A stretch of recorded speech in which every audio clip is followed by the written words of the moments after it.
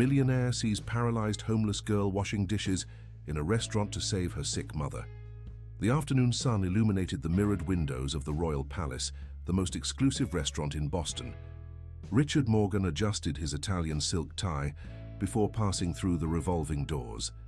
The maître d' greeted him with a rehearsed bow, immediately recognizing one of the country's wealthiest men. "Your table is ready, Mr. Morgan," said the employee, leading him through the main dining room decorated with crystal chandeliers and contemporary artwork. Richard maintained a neutral expression, accustomed to this daily ritual of adulation. At 45, he had built an empire in the financial market, but his success came with a calculated coldness that pushed away anyone who tried to get close. As he walked between tables occupied by executives in expensive suits and socialites covered in jewelry, Richard discreetly consulted the Rolex on his wrist. He had exactly 47 minutes for lunch before his next meeting with investors.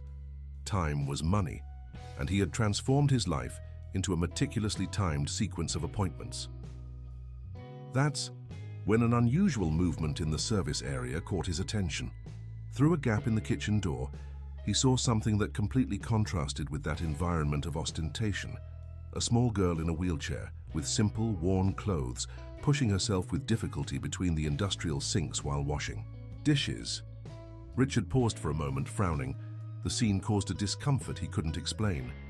The girl couldn't have been more than 10 years old, and her thin arms visibly trembled with the effort of reaching stacks of dirty dishes. There was something wrong with that image, something that disturbed the artificial perfection of that establishment. "Any problem, sir?" asked the maître d', noticing his hesitation.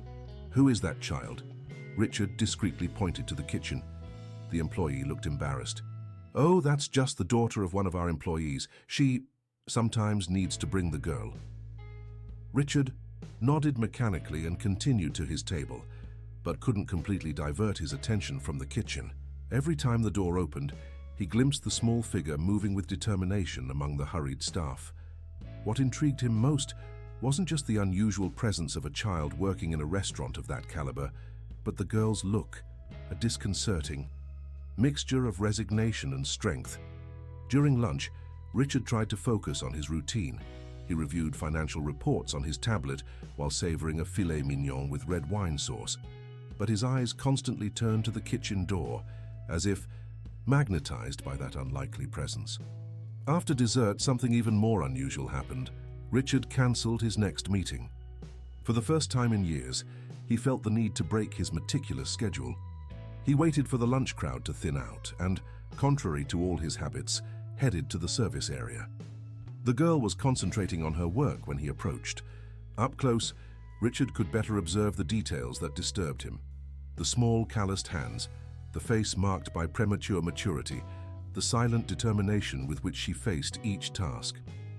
"Hello," he said, surprising himself with the softness in his voice. "What's your name?" The girl looked up, startled by the presence of that elegant man in the service area. She hesitated for a moment, as if assessing whether she should answer. "Sarah," she finally murmured, without stopping her work. "Sarah," Richard repeated the name, trying to find the right words. "Shouldn't you be in school?" The question made her hands pause for an instant over the dishes.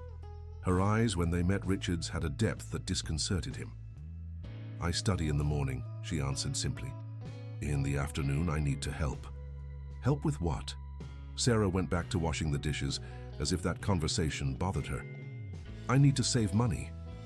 My mom is sick." The simplicity of the answer hit Richard like a punch to the stomach. There, he was, a man who moved millions daily, talking to a child who washed dishes to try to save her mother.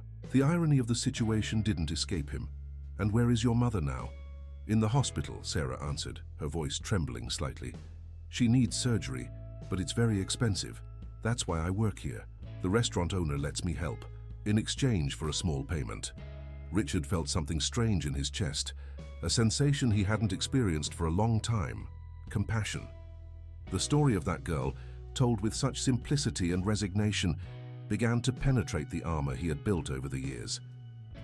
Sarah's story continued to echo in Richard's mind throughout the rest of that day. For the first time in years, he couldn't concentrate on his meetings. The spreadsheets and graphs on his screen seemed insignificant compared to the image of that girl in her wheelchair, fighting so bravely against a cruel fate. The next day, contrary to his usual routine, Richard returned to the restaurant earlier. He found Sarah already at her post, determined in her daily task. This time, he approached with a different purpose. "Sarah," he called softly, "can we talk for a bit?" The girl looked up, recognizing him. There was a mixture of distrust and curiosity in her gaze. "I need to finish this," she replied, indicating the pile of dishes. "Just a few minutes," Richard insisted.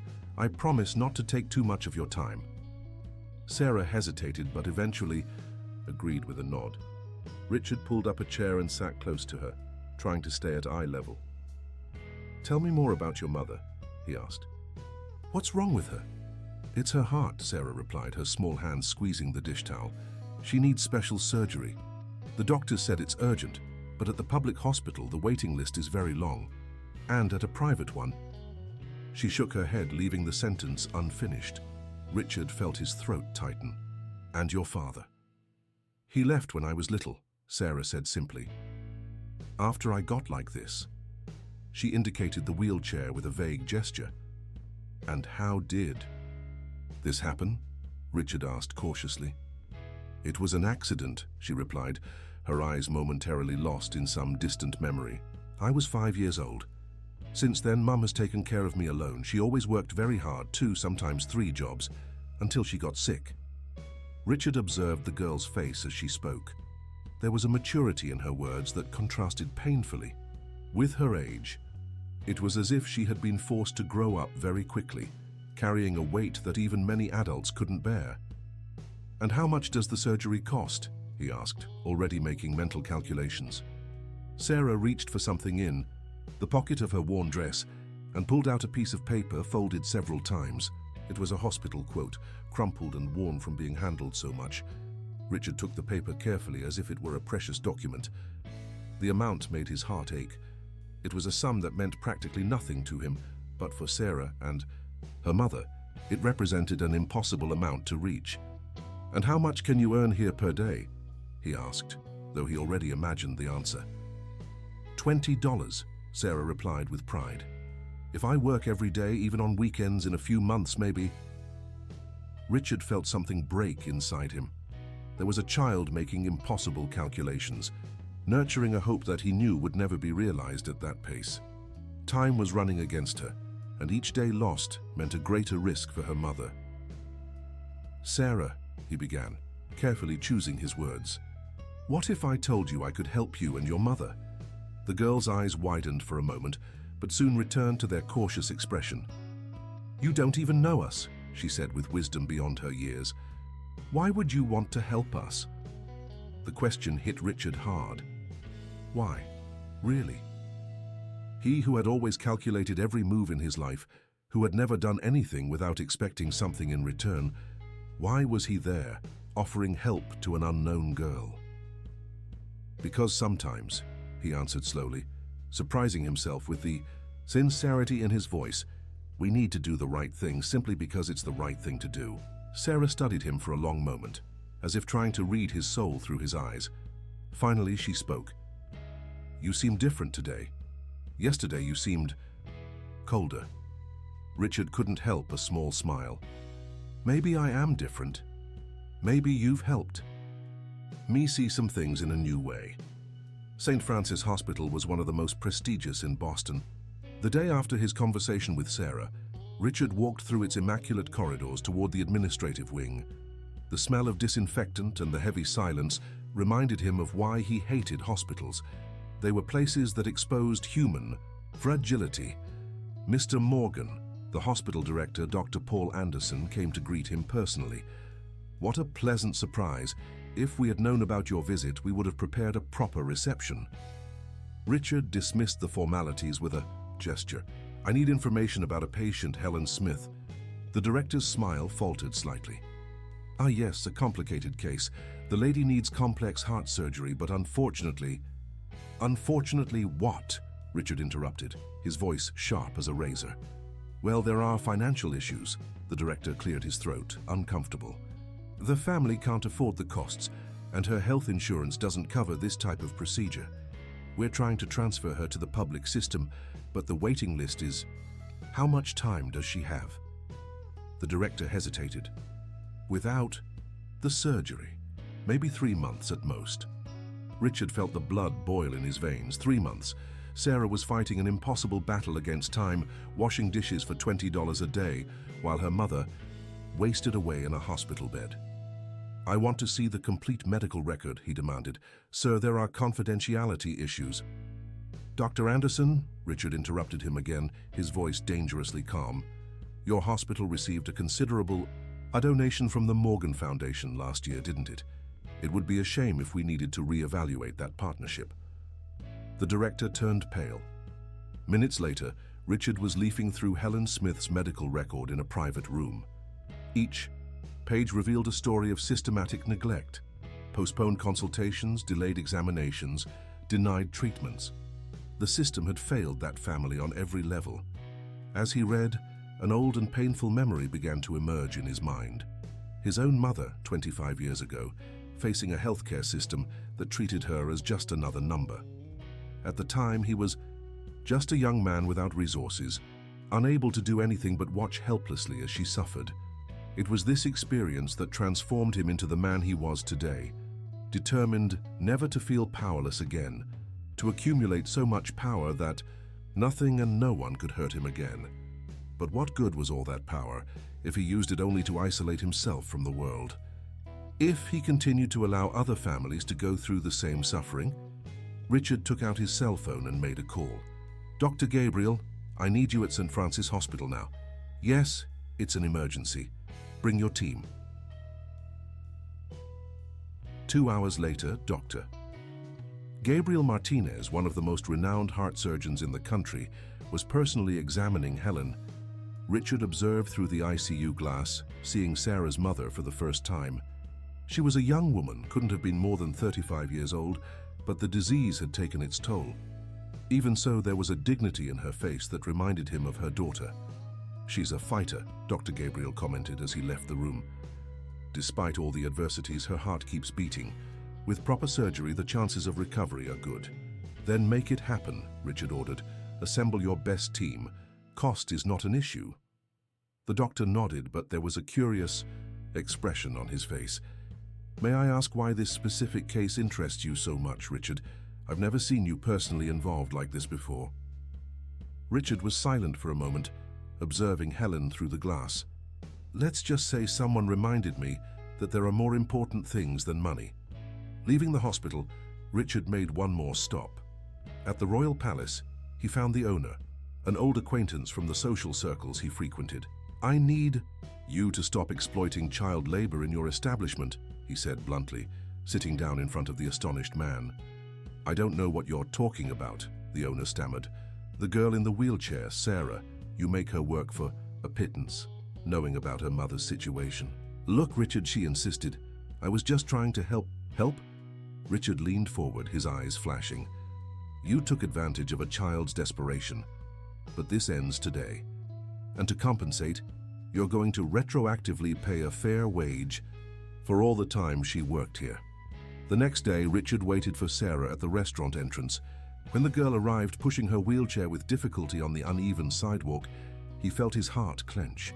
How had he never noticed before how hostile cities are to people with disabilities? Sarah, he called softly. The girl stopped, surprised, to see him there so early. Good morning, Mr. Morgan, she replied politely, but her eyes showed concern. Had he changed his mind about helping them? You don't need to work here anymore, he said, getting straight to the point. In fact, you should never have needed to work here in the first place. Sarah's face paled. But I need the money. My mom. Your mother is going to have the surgery, Richard gently interrupted her. Today. Sarah remained motionless, her wide eyes fixed on him. What do you mean? You're really going to help us? I already am, he smiled. Dr. Gabriel Martinez, the best heart surgeon in the country, is already taking care of her. The surgery is scheduled for this afternoon. Tears began to stream down Sarah's face. She tried to say something, but the words wouldn't come out. Richard knelt beside her chair, coming to eye level with her. "And there's more," he continued. "The restaurant owner is going to pay all the money he owes you with interest. And I promise he will never exploit any other child again." Sarah sobbed, covering her face with her hands. Richard realized it was probably the first time in a long time that she had allowed herself to cry, to allow herself to just be a child. "But why?" she finally asked, wiping away tears. "Why are you doing all this?" Richard thought for a moment before answering. How to explain to that girl that she had awakened something in him that had been dormant for years? That her courage and determination had made him question all his life choices? "Because you taught me something very important, Sarah," he finally said.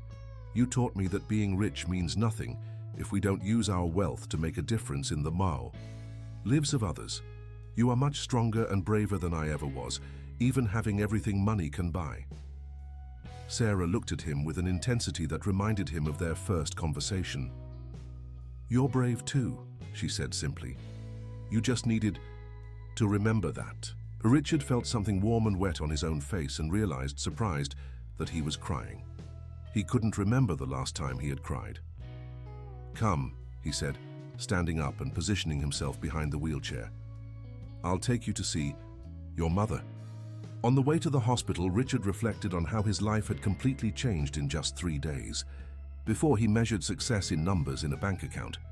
Now he realized that true success was in the hopeful smile of a child, in the chance to make a difference in someone's life. When they arrived at the hospital, they were greeted by Dr. Gabriel, who had important news about Helen's condition. The doctor led them to the ICU, where Sarah's mother was being prepared for surgery. When the girl saw her mother, her eyes shone in a way Richard would never forget. "Mom!"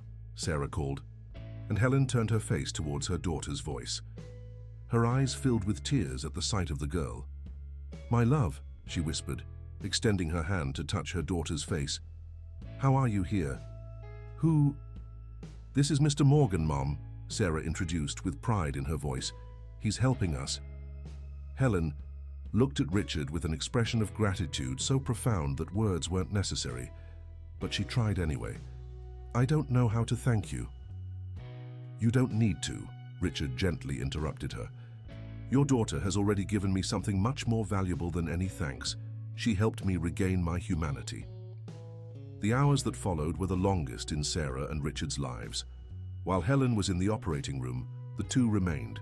In the waiting room, united in a silent vigil. Richard observed how Sarah held her rosary tightly, murmuring prayers her mother had probably taught her. "Would you like to tell me a story?" he asked gently, trying to distract her from the anxiety of waiting. Sarah hesitated for a moment, but then her eyes lit up slightly. "Do you want to hear about how I learned to walk with my hands?" Richard nodded, realizing she was referring to the impressive way she managed to move in her wheelchair, overcoming obstacles that seemed insurmountable. "At first, after the accident, I couldn't do almost anything by myself," she began, her soft voice carrying a surprising maturity. "Mom had to help me with everything, but she always said I was strong, that I could learn to be independent." Sarah paused, a small smile appearing on her lips. "So, every night after she came back from work, no matter how tired she was, she helped me train. We started with small things, holding a cup, combing my hair, pushing the chair a few inches." Richard listened attentively, imagining those scenes of determination and unconditional love. "People sometimes ask if I don't feel sad about not being able to walk," Sarah continued, her eyes gaining a special sparkle. "But Mom taught me that there are many ways to walk through life. My hands became my legs, and my strength comes from the heart." At that moment, Richard felt something change inside him. Here was a child who, even facing physical limitations and difficulties that would make many adults give up, found reasons to smile and move forward. And by her side, a mother who, even exhausted and sick, never stopped fighting for her daughter. "Sarah," he said after a moment of reflection, "have you ever thought about studying medicine?" The girl's eyes widened, surprised by the question. "I always wanted to. I wanted to be able to help other people like the doctors are helping my mom now, but I know it's impossible." "Nothing is impossible," Richard gently interrupted her. "If you want, I can help you realize that dream. There are excellent medical schools that are fully adapted for people with disabilities." Sarah's eyes shone, with a hope she had never allowed herself to feel before. "You would do that, but why?" "Because you have a special gift, Sarah. You don't just survive difficulties, you transform them into strength. I can imagine how many lives you could touch as a doctor." Before Sarah could respond, Dr. Gabriel appeared in the corridor. The two held their breath, but the smile on the doctor's face already said it all. "The surgery was a success," he announced. "Mrs. Smith is a warrior. Her heart responded very well to the procedure." Sarah began to cry with joy, and Richard felt his own tears escape. Dr. Gabriel approached and knelt beside Sarah's chair. "Your mother is in a recovery now," he explained kindly. "In a few hours you'll be able to see her. She asked about you as soon as she woke up from the anesthesia." "Doctor," Sarah asked, wiping away tears, "when will she be able to go home?" "In a few days, if everything continues well, but she'll need special care during recovery."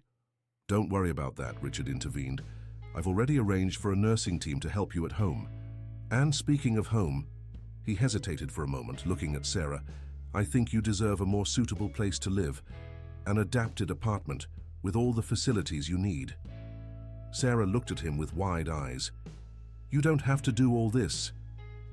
"I want to," Richard replied firmly, "because now I understand that the true purpose of wealth is not to accumulate, but to transform lives. And you, Sarah, helped me understand that." Dr. Gabriel observed the scene with a discreet smile. "You know, Richard," he commented, "in all these years I've known you, I've never seen you like this. What did this little one do to you?" Richard looked at Sarah, who was now smiling through tears. "She taught me to see the world through different eyes. She made me remember who I was before I let money harden my heart." In the weeks that followed, Richard immersed himself in a completely new world. He closely monitored Helen's recovery, ensuring she received the best possible treatment. But more than that, he began to see the flaws in the healthcare system with a clarity he had never had before. During his daily visits to the hospital, he observed crowded waiting rooms, heard stories of people who, like Helen, struggled to get basic treatments. Each story was a new blow to his conscience, a reminder of how long he had spent ignoring this reality. "You're different," commented his secretary Marina after seeing him cancel an important business meeting to accompany Helen's first physical therapy session. "I am," he replied, surprised by his own transformation. "And it made me realize how much time and resources I wasted focusing only on profits." In his office, Richard began to devise ambitious plans. He studied healthcare legislation, researched accessibility, consulted with public policy experts. His mornings, previously devoted exclusively to financial reports, now included meetings with social organizations and visits to public hospitals. Meanwhile, Sarah and Helen moved into the new apartment he had provided. It was a spacious place, fully adapted to Sarah's needs, with ramps, wide doors, and special equipment that allowed her independence. But what was most impressive wasn't the physical adaptations, but the change in the atmosphere of the two women's lives. "I never thought we could live like this," Helen commented emotionally during a visit from Richard. She was recovering well, her face regaining color and life. "Sarah is so happy. Yesterday she spent hours studying the biology books you brought." Richard smiled, remembering the sparkle in the girl's eyes when he arrived with a complete collection of textbooks and an adapted computer. "She's brilliant," he said. "She has an incredible future ahead of her." "You gave us back hope," Helen said softly. "Not just through material resources, but by believing in us." Richard felt a lump in his throat. "Actually, you gave me something much more valuable. You made me rediscover my purpose." That night, alone in his luxurious penthouse, Richard made a decision that would change not only his life but the lives of many other people. He took his laptop and began to write a new project, the Sarah Foundation. It would be an organization dedicated to helping families in similar situations to Helen and Sarah's, offering not only medical assistance, but also educational and structural support for people with disabilities.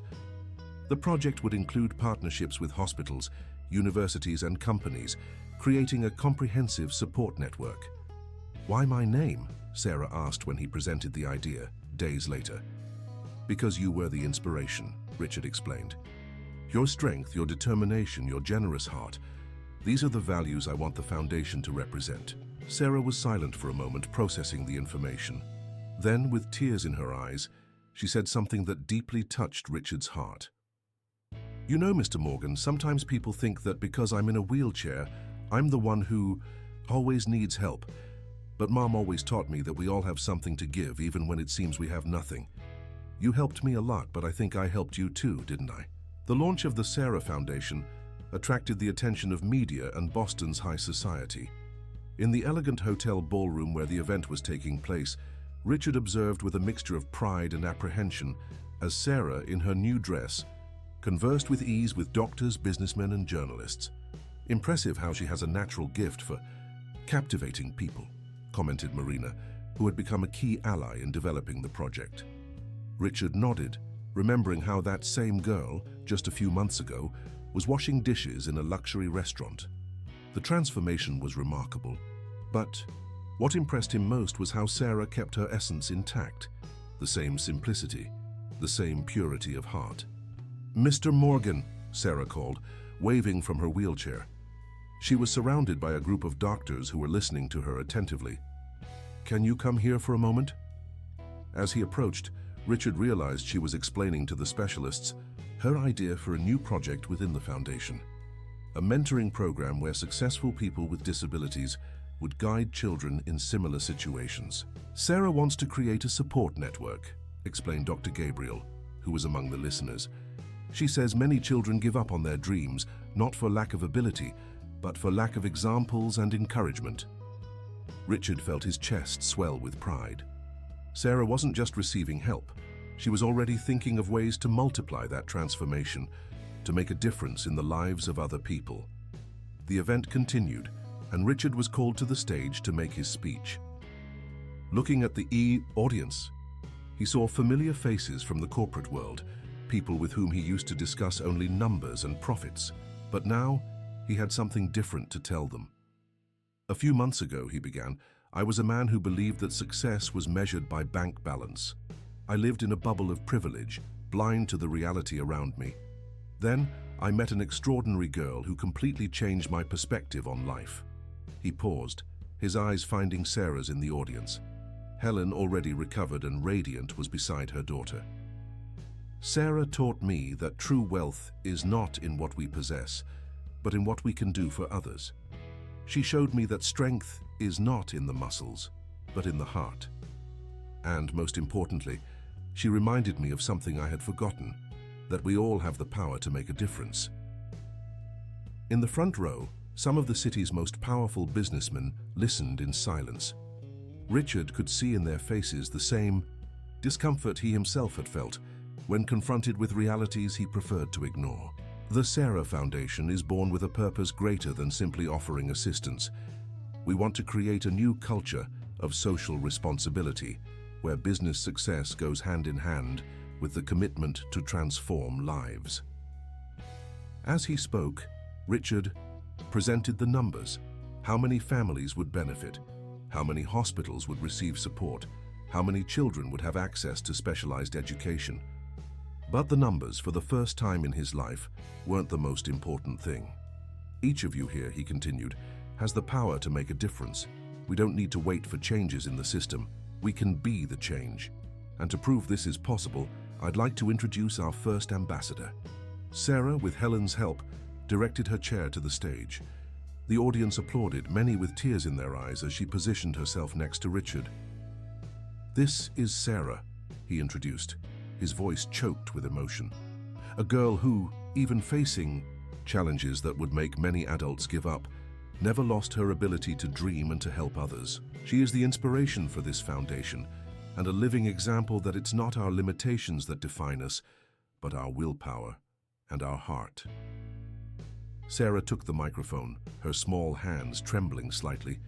But when she spoke, her voice was firm and clear. Many people ask me if I don't feel sad about being in a wheelchair.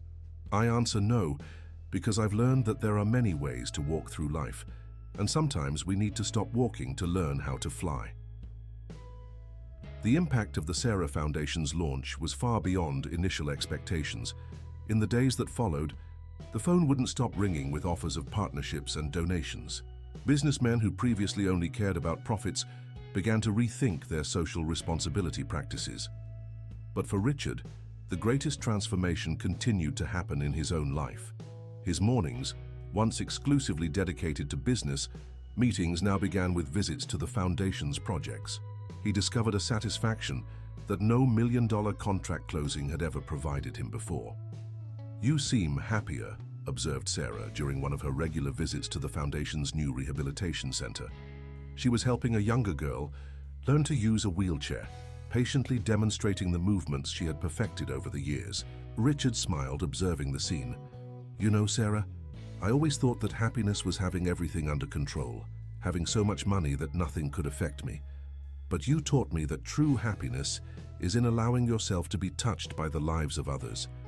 The girl Sarah was helping managed to make her first maneuver on her own, and everyone applauded. The smile on the little apprentice's face was like a ray of sunshine, illuminating the entire environment. "See?" Sarah commented, radiant. "There's no better feeling than helping someone discover their own strength." That afternoon, during a meeting with his executive team, Richard made an announcement that caught everyone by surprise. He was completely restructuring his companies to integrate social responsibility practices in all operations. "But this will impact our profits," argued one of the directors. "Perhaps in the short term," Richard replied calmly, "but we're building something much bigger than quarterly profits. We're building a legacy of social transformation."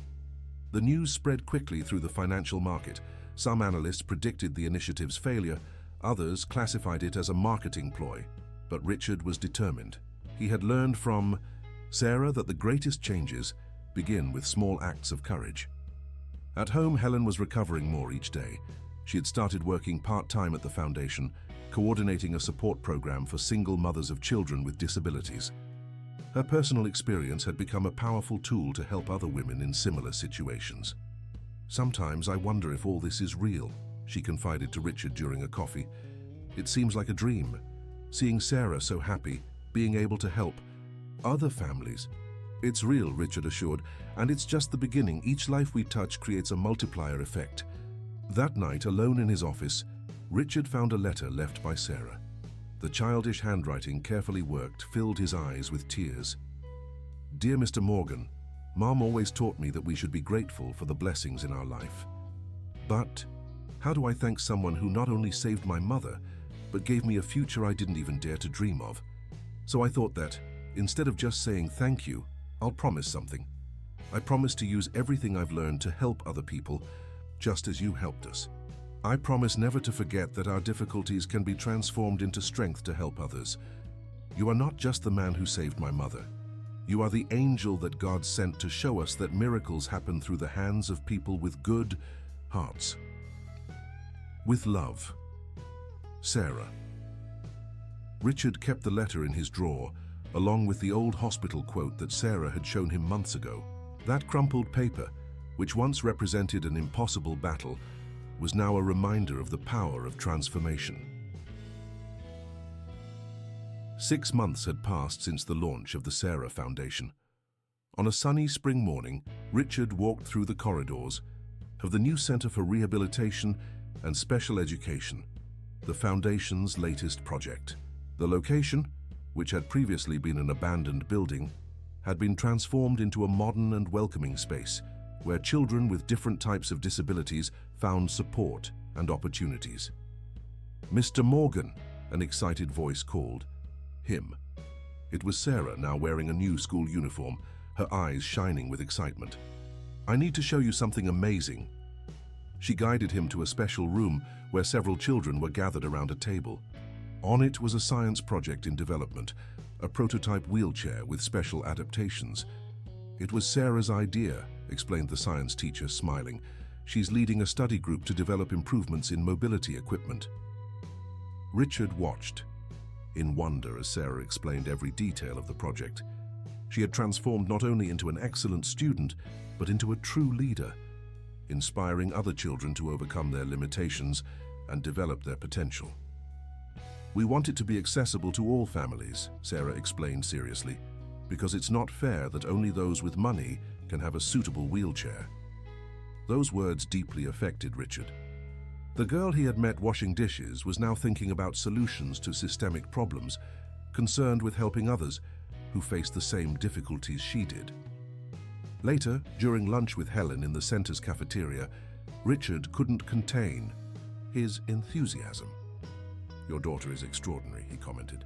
"She has a natural ability to see beyond problems and seek solutions." Helen smiled, her eyes shining with pride. "Sarah has always been like this, even in the most difficult times, but now, with the right opportunities, she's really flourishing." The conversation was interrupted by Marina, who arrived hurriedly with some important news. The story of the Sarah Foundation had attracted international attention, and an important human rights organization wanted to do a special report on the project. They were especially interested in the mentoring program created by Sarah, Marina explained.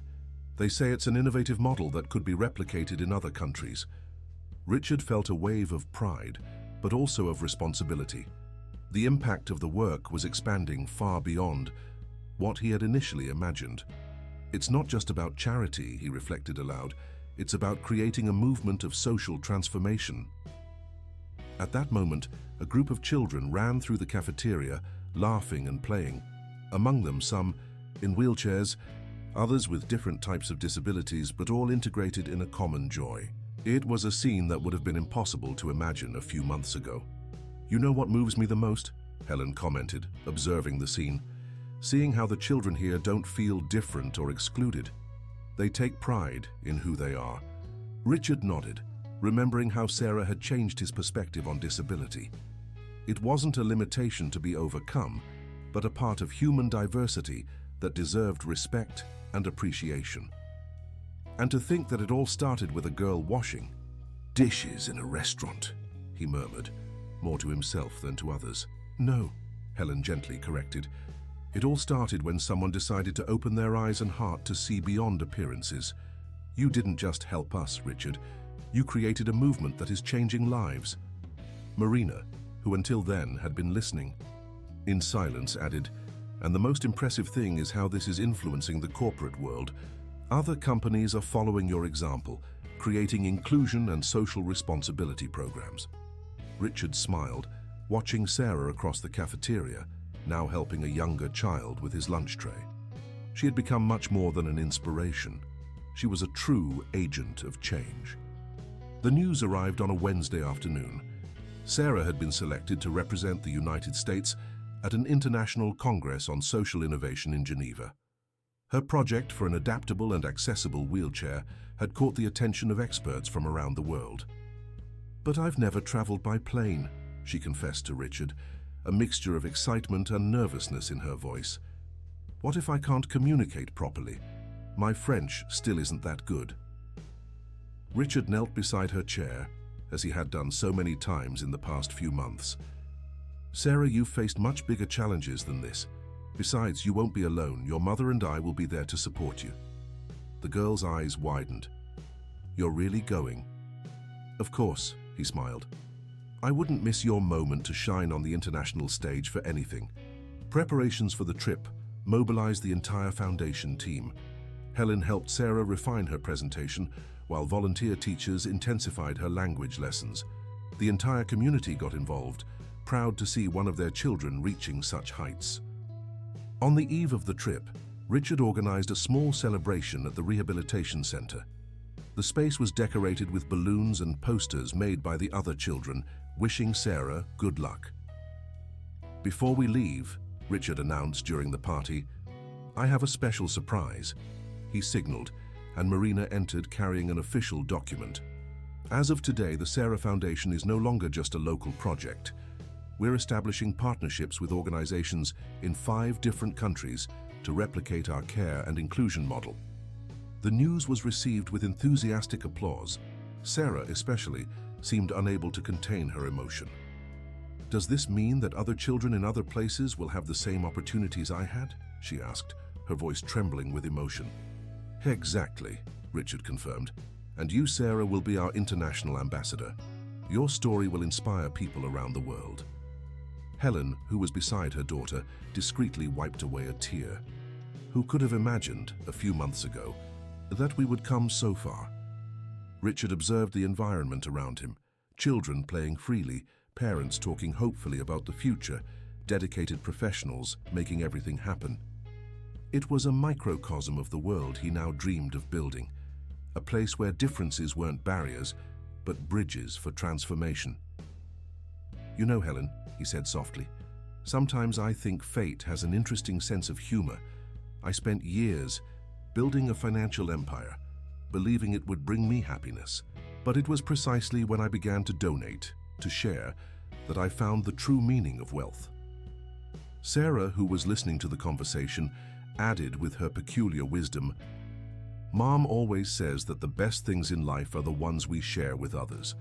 At that moment, watching Sarah surrounded by friends and well-wishers, Richard had an epiphany.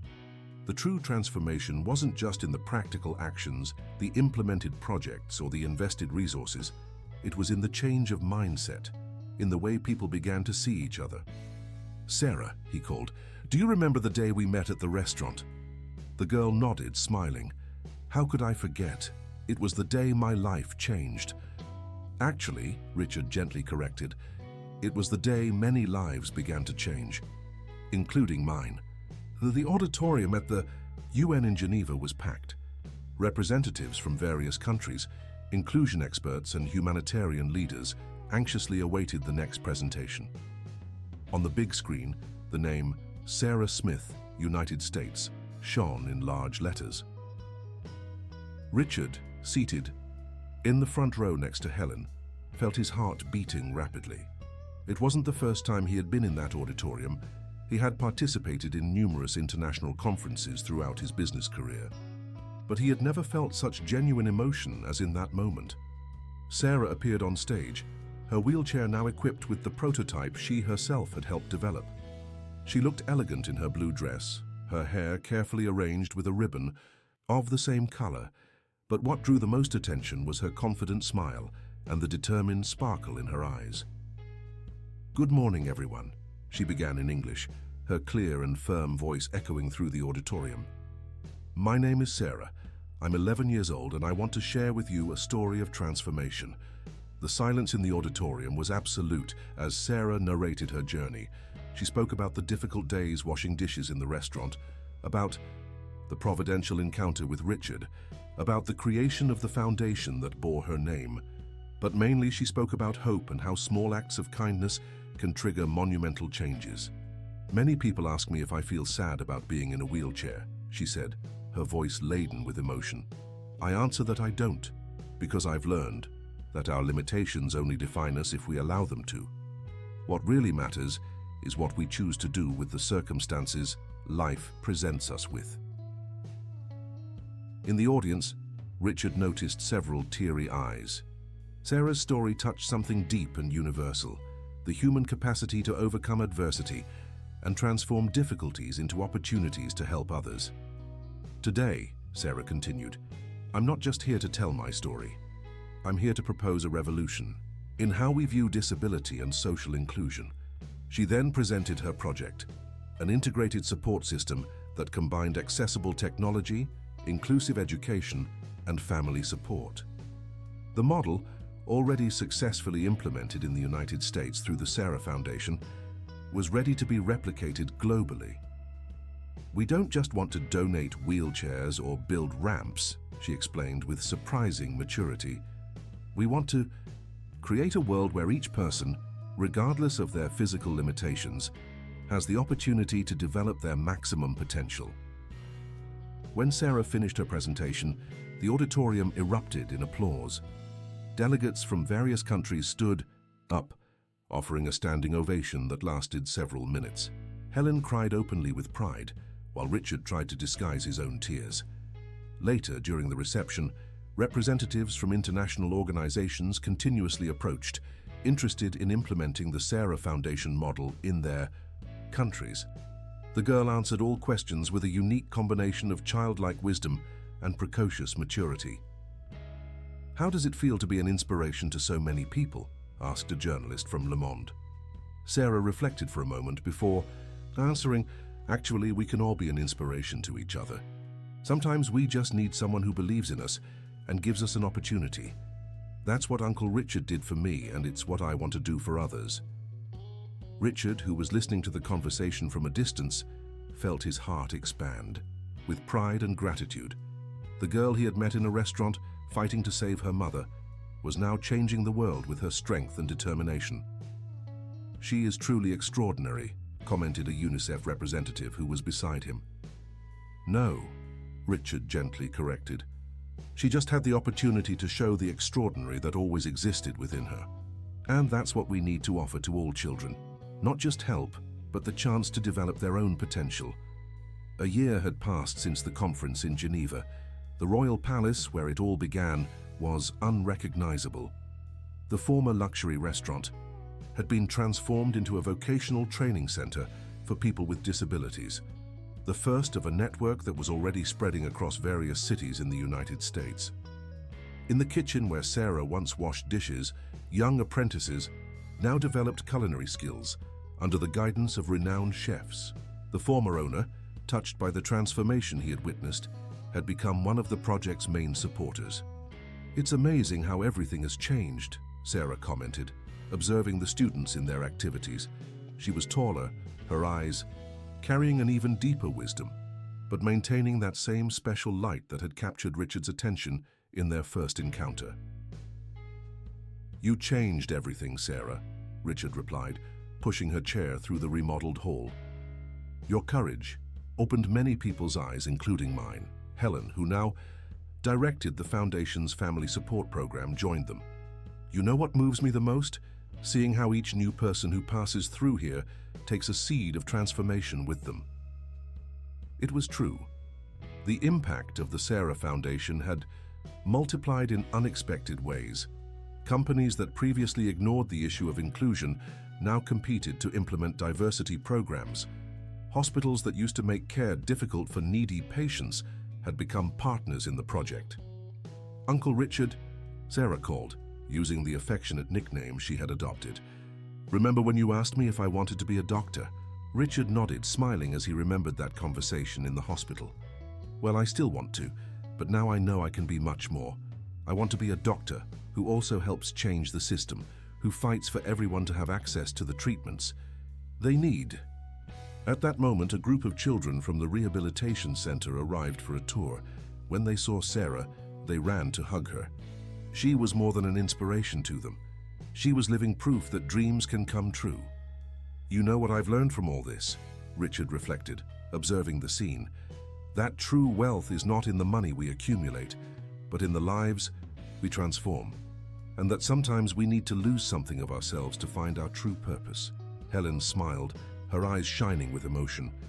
"And to think that it all began with a look, a moment when someone decided to see beyond appearances." Sarah, surrounded by the children's affection, looked up at Richard. "It wasn't just a look, Mom, it was a choice. The choice to make a difference in someone's life." Richard felt his heart fill with a deep joy. There was the true meaning of success, not in the awards or international recognition the Foundation had received, but in the children's smiles, in the renewed hope of families, in the certainty that each small act of kindness can trigger a revolution of love and transformation. And that choice he completed continues to change lives every day. End of story.